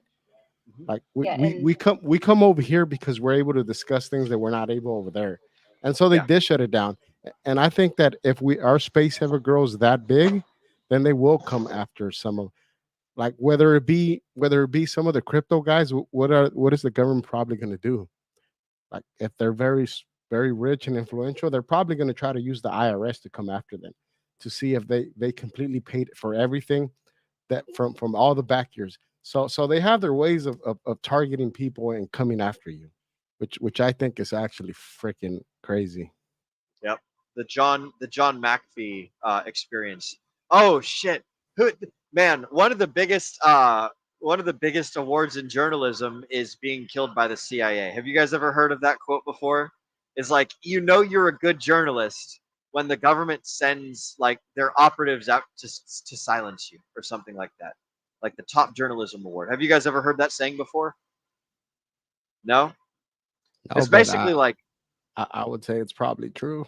yeah, like man, there's been a ton of journalists that, you know, have died while covering some crazy shit while they were, you know, while they were uncovering, you know, terrible conspiracies. Or like, let's like hypothesize here that there was some dude who had an island full of people, and like a bunch of guys would go over there and they'd do some stuff and they'd get in trouble or whatever.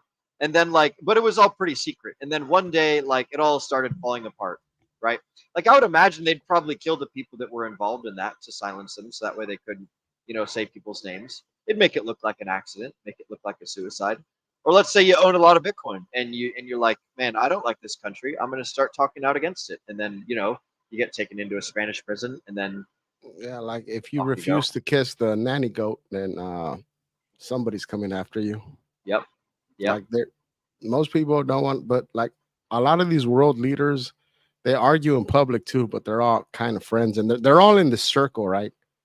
Yeah. They're all in this All a club giant of cabal, everybody. Yeah, A so- giant so cabal, they're- and the Illuminati is here. yeah. So there is these groups, and then there's other groups that exist before them, and all this stuff. So if you don't want to comply with certain beliefs, like you'll get pushed down. Let's take what's that guy that's dating Taylor Swift, right? What was his name? The football star? Kelsey. I got no Kelsey. idea, bro. So the tight end. Kelsey, just to me, he bent the knee and kissed the nanny goat, and he was pushed out heavily, right? He got all sorts of these commercials. Take the jab, take this, and since he was complying with what's popular belief, he was able to blow up his brand. He got all these endorsement deals.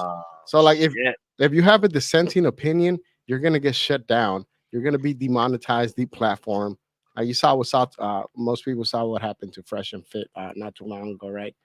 Not really a show I watched too much, but it was kind of entertaining at night for a little bit, you know. But they got the platform, right? So if you want to push something that the elitists or the intellectuals don't like, you're gonna get the platform. You're gonna get pushed off.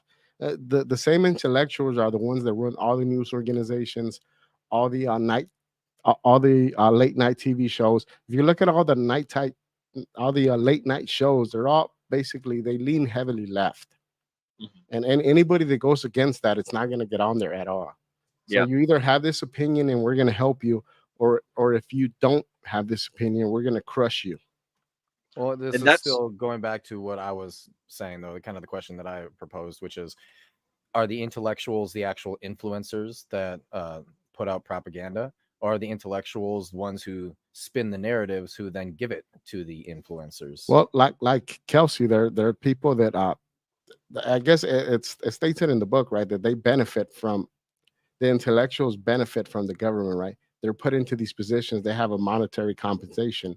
I'll take back to Kelsey the example. Since he was able to say all these things, he was able to monetize what he said very heavily, and he was able to capitalize on that opportunity and put a lot of money in his pocket. He might not believe what he said, but he said it. Farmer Jay, do you think he succeeded with growing his brand, or do you think he succeeded with having an effective advertising and he sacrificed his brand? I think it can be both. He grew his brand to a certain parts of the population that didn't know he existed. Like all the Swifties and stuff, they know who he is now. A lot of them bought his jersey. But to a lot of us that think in sovereignty and everybody thinks for ourselves, he lost his brand, right? But Yeah, we're not the majority now. We're in the minority. And most sounds like people, he made the right move. I mean, Yeah. economically speaking, yes. But we can go into the thing of morally, is it the right thing? But economically, did he take the right step? Yes, but like at what cost to himself? Like some people can live with themselves doing that. Other people are willing to stick by what they believe in. You know, Some I people disagree with you, sell out Farmer their Jay. I neighbors. think I think we're people like us are actually in the majority, but I also think we're not as loud. I think we prefer kind of like how, Americans think, which is shut the hell up and leave me alone. And so that's what they do. And so Well, they don't care enough about, oh, is Kelsey, selling himself out? Yeah, seems like it. Oh well, go back, goes back to diving in dumpsters, right? yeah, I Like, don't think it's that we care as much as like we're actually busy.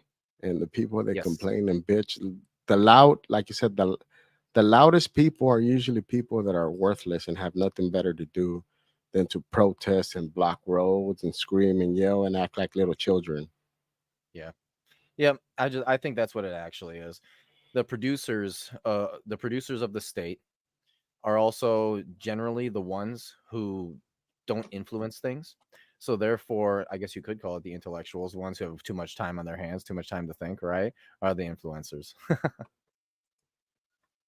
And the only thing that we end up picking up from these influencers are little 30-minute clips, or 30-second clips, right? Of them saying something. And we go, oh, TikTok. interesting. And then we go back to work. Next. Yep. Next. Gotta get that dopamine hit. Ladies and gentlemen, we're gonna do another quick little hard transition. I'm gonna shout out two of the new folks who have joined us. We've got Mr. Fast Abdul and we've got Mrs. Charlotte Nightstar the Werewolf. So, Mrs. Producer, if you would be so kind as to pull up this chat from Mr. Fast Abdul. We've got I giggle at democracy this is the one. worst form of government except for all the others. Mr. Fast Abdul, I would agree with you from a de facto sense, and I would say that anarchy is the best form of governance because there is no form of governance in anarchy. But it doesn't work, so pie in the sky.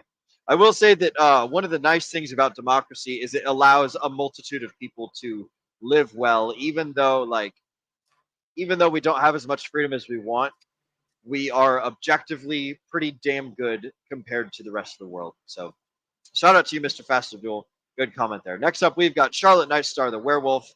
Hi, Bungalows for Bachelors, and William Stevenson. Hi, the Ascending Man. And I'm going to presume she also says hi to you too, Farmer J and Mrs. Nah, McKinnon. she didn't say me. It's all right. It's all good. I don't Fun care. fact I'm for the folks at home. assuming, Go ahead. real quick, I'm assuming since she's on Sam's channel, she only saw your guys' comments because mine are not linking over to that one. Oh, that's Oh. interesting. That makes sense. Okay. Yeah, she probably is on Sam's channel. Well, hello, Charlotte Nightstar the Werewolf. And for the folks at home, just so you guys know, my full name is actually just Will. It's Will. There is no IAM at the end. Everyone, that's one of the most common things that happens to me. Everyone thinks I'm a William. It's just Will. But I appreciate the hello in any case. Hello to you too. He's Mr. lying. Nightstar. He's No, don't you lying. do His, that. He Sam. doesn't want his full name is Willard. Damn Willer. You can get people calling me all sorts of things. I really don't Oh, want to now pull out my it's gonna ID be live on Willard. stream. It's gonna be Oh, Willard fuck. from now on. No, that's not a bad name. I'm Hey, leaning into Willard, it. how's it going today? What up, dog? Or what have I done? Not a very I've common dug myself name. I'll into give a you that. hole. It's not a very common. Hey, carry it with pride, Willard. Yep. Daddy Will. I think we just Stevenson. started a sibling fight over here. Oh, this is amusing. Oh, so I wanted to allude that there's a story behind the daddy part, and that's that. Well, it's not much of a story, more of a sequence of facts. So for the folks at home who see me keep chatting Daddy Will Stevenson, I changed my name too many times as a joke while I was chatting on someone else's channel, and then I'm stuck with this Daddy Will Stevenson on YouTube for like 2 whole weeks. So it's been a fun 2 weeks hearing and seeing a lot of giggles and just being like, oh boy, what have I done? So for those of you who don't know, you get 2 name changes every 2 weeks. And after your second one, then you that's it. So enjoy. So yeah, some information for the folks at home there. Let's see. All right.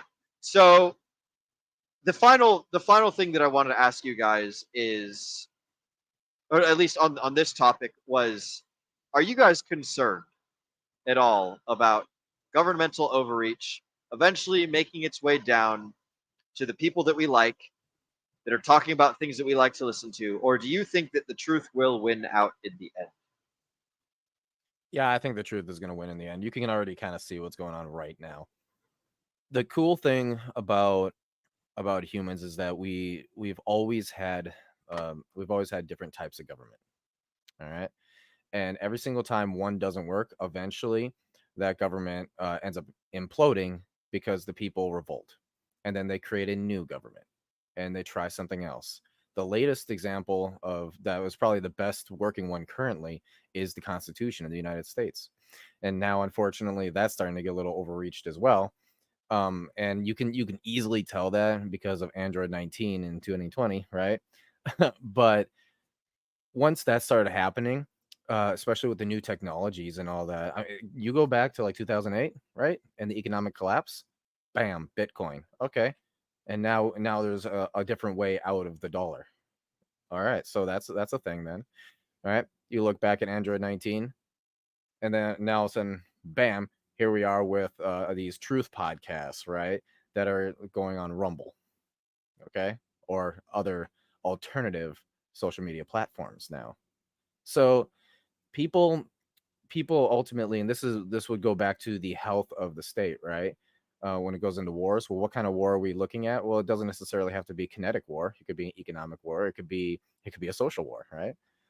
But in any way that the state starts overreaching itself, gets too much power, we, the little guys, the peasants, so to say, start realizing, hey, there's an awful lot of us, and we all kind of agree.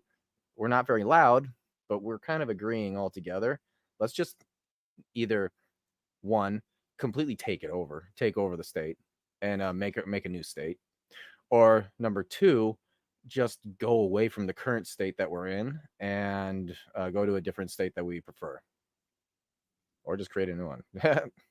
What do you think might be some difficulties of starting a new state? This is one of the questions that I had looked up, and you led me right to it, Nate. I was thinking about like what would like how does one make a new system of reign? Like even like I don't know if this is quite a good example or not, but even in the Degen Roundtable, right? Like we have had quite some. We've existed for over a year now, and we still like are having a little bit of like it's difficult to suss out like a leadership section of like all of us who put the Degen Roundtable together. Like we've spent a lot of time like talking and voting and deliberating and being like, this is what we should do for this show. This is what we should do for that show. Like it's difficult to start a state. Like I wonder what are some things that could be done that would make that transition easier, do you think? Well, one of the things that people do, just humans in general do, when creating a new state is number one, they possibilities, right? Different ways. Number one is you either put yourself back in the old state, right? So you just moved it over to a different place. Look at like what happened with Chaz, right? A fork. Yeah, a fork basically, right? Or just go somewhere else, create your own. Or number two, you realize what the reason why something didn't work, and you fix the problem that didn't work. Now, in trying to fix the problem that didn't work, you end up creating new problems, right? So it's like it's always ongoing. Yep. However, like my whole idea was like with our leadership thing was be decentralized. We all go and we do our own thing, and then if we need help, then whatever project it is you're doing, you're that leader, right? And then you would ask people, and then people could join in, and then they essentially would follow you.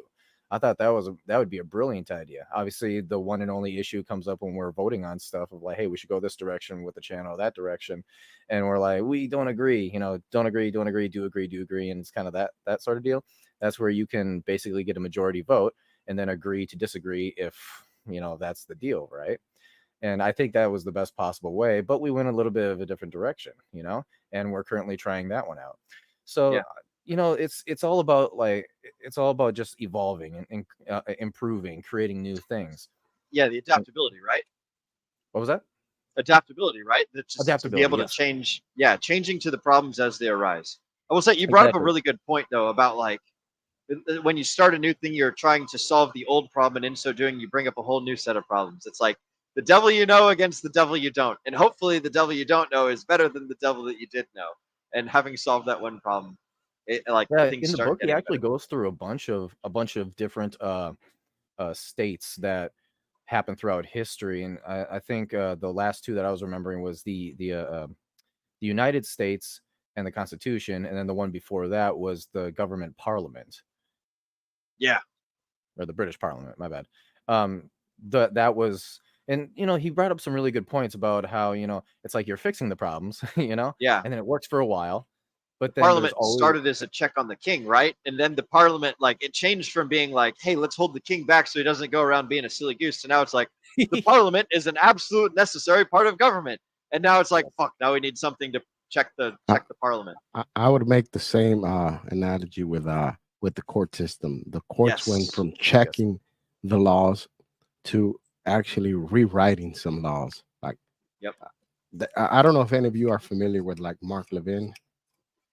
Mark Levin. I've heard that name before. He's a heavy conservative on the right, but he has a couple books out. One of them is called Men in Black, and he goes over the how the judiciary has gone away, kind of like it speaks here from the original intention to being an unchecked branch of power, to where they're able to, and not just on the federal level at the highest levels, but throughout the country, these courts are rogue, and it's most like instead of actually getting stuff passed through the legislative, there's a particular set of people that like using the judicial branch to get laws pushed that they can't otherwise pass through the legislative. Yep. That's the thing right there that they were talking about, or this book was talking about with the Constitution. It originally started where, there's checks and balances. So that way the government in its entirety is going to always not have an overreach of power, right? But what has happened over the course of however long, what has it been, like 300 plus years or whatever, that the United States has been a country, has been the government has been here.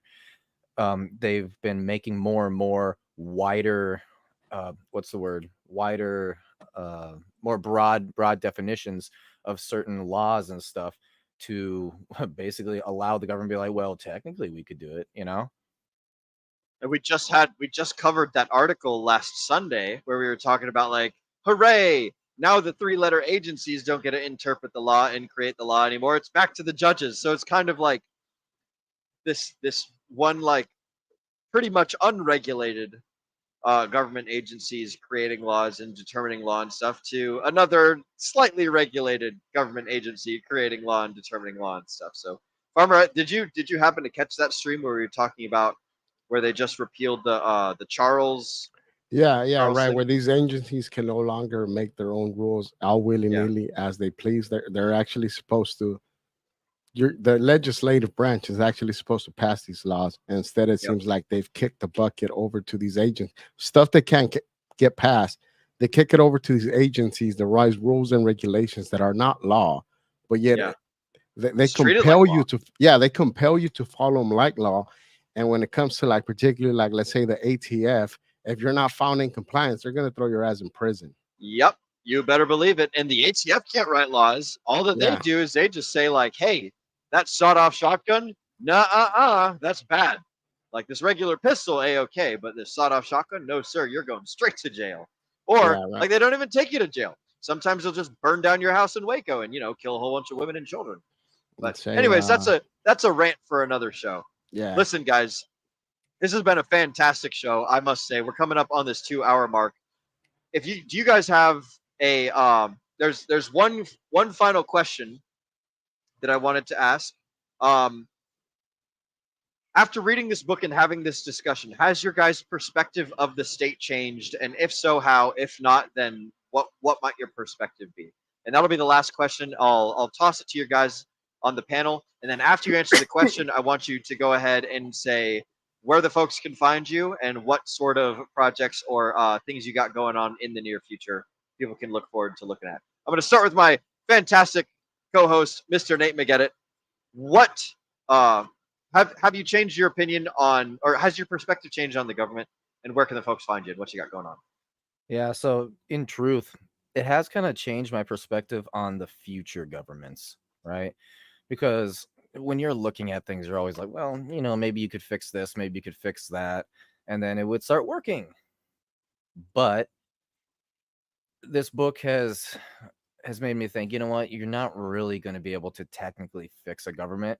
You can only try your best to improve it and then see kind of what the best piece of crap is that you can have, what's the shiniest turd, right? Let's try and go for that one instead. So at least, as as Abdul said, oh, it's the worst kind except for all the other ones. It makes sense. But yes, you can find me on the YouTubes here at the DGen Roundtable. You can also find me right over here in this very special place in the Telegram. All you need to do is simply scan that QR code and you are in with the rest of us, and you can start learning all about these wild and awesome things that we talk about here, as well as try and either get your health put together, your money, just anything really. We're here for you. We're here to help. And yeah, that's that. Farmer Jay, where can the people find you? And take it Find away, me man. lurking in that Telegram chat you just mentioned.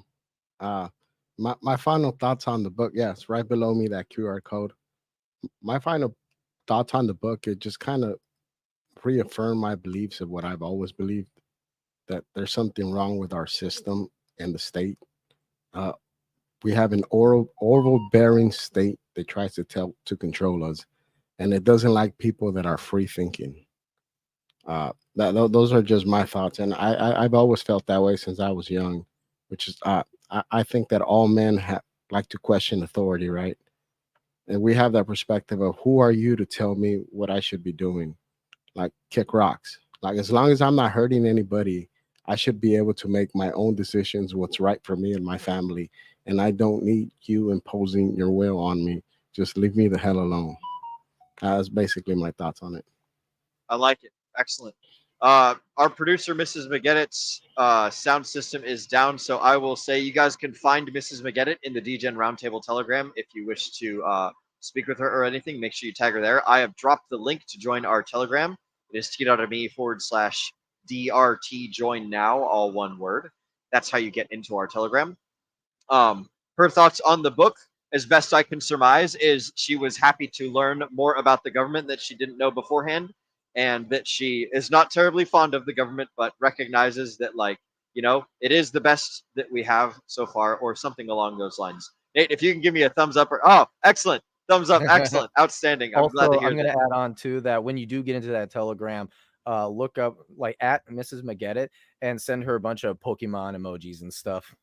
Yes. Yes, Mrs. McGettitt is a big fan of Pokemon, so that will make her day. Absolutely. Mr. Sam, my brother, what are has your perspective on the government changed as a result of reading this book? If so, how? And if not, what is your perspective anyways? And then what do you got going on, and where can the folks find you? No, my perspective has not changed from this book. The government is a big, powerful thing that I can't touch or modify until I have lots and lots of money. And so I'm going to spend my time trying to make lots and lots of money and then worry about leveraging it. People can find me in the school server where we talk about learning how to make lots and lots of money using construction. So if you want to do it, check it out. I'll comment the link here. And yeah, I hope to see you guys out there. Good to be on here. Excellent. Thank you, brother. For the folks at home who do not know who I am, my name is Will Stevenson. You can find me at all my socials over at will.pls.fyi. Again, that is will.pls.fyi. That has the links to everything, whether you want to stalk my Facebook, if you want to stalk my Instagram, my Twitter, my whatever the heck, then you can do so there. Also, if you guys want a copy of this fantastic book called The Tower Climbers Cookbook, which has a picture of me right here as an old person and a picture of my brother right here as an old person. Oh, fuck yeah. Oh, Nate, do you guys have it ready and available? Maybe we can inspire some FOMO in the folks at home. Fuck yeah. You guys need to go get yourself a copy. Look at this of the recipe. Tower It is Climbers very Cookbook. entertaining. I'm not even going to lie. There's so many good things in here that I can read all on my own that you guys can't read because you don't have a copy of the book, of which, again, there's only 50 copies. So I've got number 46. Well, it doesn't matter which numbers. Yeah, he got 69 420.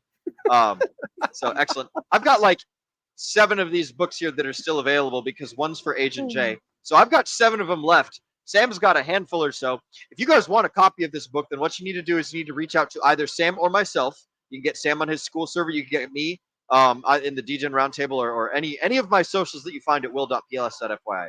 If you want a copy of this book, they're $10, and I'll deliver it to you with my very own 2 hands for $10. I can't guarantee the timeline because I don't know how long it will take me to come find you, but I've already got one to like gentlemen over in Canada, gentlemen down in Australia, people all up and down the east and west coast of these United States, along with Sam's help and everything. So shout out to my brother for this fantastic idea of making this Tower Climbers cookbook. And I will say honestly, Sam did most of the legwork for this, so it's been just an absolute blast sharing this book with all of my friends and family and people who are buying these books and things. So anyways, if you want one mailed, it's $30. If you want me to hand deliver it, it's $10, but I can't guarantee the timeline, but I will get it to you eventually. And on that you can trust me. Final thoughts that I think for the book. This book did not change my perspective of the government, but I certainly learned a lot more about the government that I didn't know. I've always had some sort of disdain for people in authority, much like what Farmer Jay has spoken and what Sam had mentioned earlier. The best way to get more authority yourself is to just get wealthier and get more powerful and just to become a bigger, better person and level yourself up in all aspects. Or one might say, as Mr. Nate McGettit says, to ascend at all times, to be the ascending man and to get better at all times, so that way you can do the things you want to do. But anyways, that's where you can find me. Those are my thoughts on the book. The government's totally bad. You guys should stay away from them. And yeah, that about wraps up this stream. So I want to make sure that we thank you guys, whether you're watching this live or you're watching the replay. I am super stoked that you guys were able to come over here and spend your time with us, because we know that time is your most valuable asset, as our good friend Agent J always likes to remind us. Mrs. Producer, go ahead and get that trigger finger, because you already know what time it is. Ladies and gentlemen at home, I want to remind you all to remember to degen responsibly.